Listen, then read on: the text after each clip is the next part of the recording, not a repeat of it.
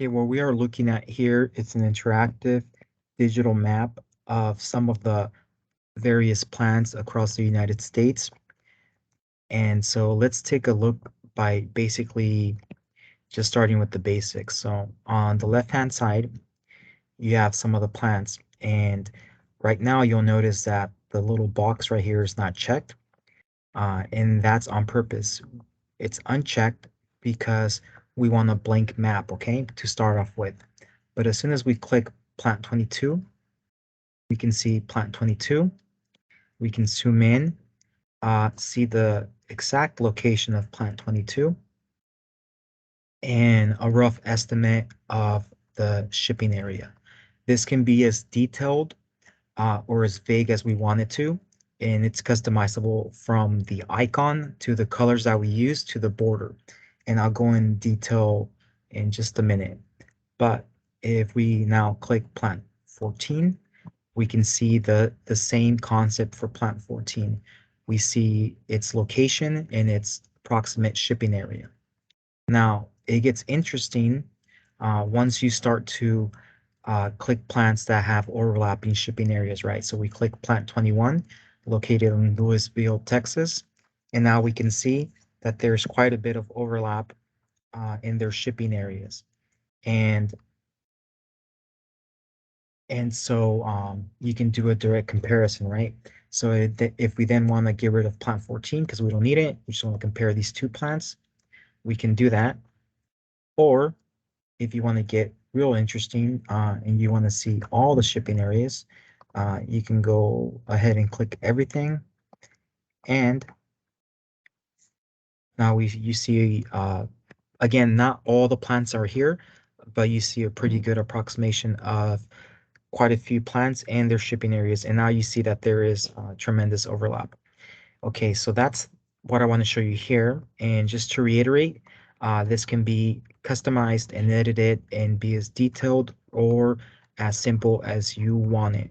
Okay, so let's go to the editor and let me show you how some of those things work. Okay, so this is the same map, but instead of being in the simple shared view, now we are in the editing view. So if I click plant 22 here, I can edit this, change the transparency, change the border width if I don't want it to be filled with color, and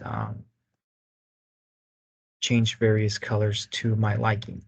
If I make a mistake, I can always go back and click undo, right? So let's go ahead and revert it back to the way it was. Okay, that's the way it was. But let's say we want to compare it with not that plan. Trying to click one that overlaps. Okay, there we go. And you're going, well, this is kind of confusing. It's not really working for me. Well, what you can do here now is, again, we can do things to our liking. We can make it more visible. We can make it more transparent to make our borders thicker. I'll do the same with this one over here.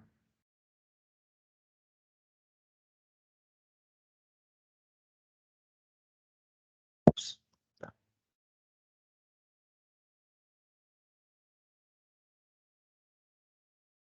And now we have just the borders overlapping, right, of the shipping areas. Now, if you're going, well, I don't like this map, Google My Maps, which is a program I'm using, does give you the ability to choose between different maps, right?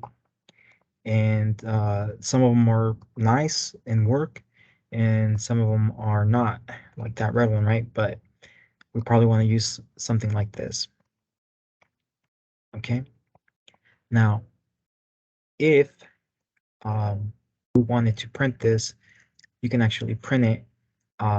It is somewhat limited on being able to print it, but you do have the option to do it, at least to a certain limited ability, right? So we can always print this and share this.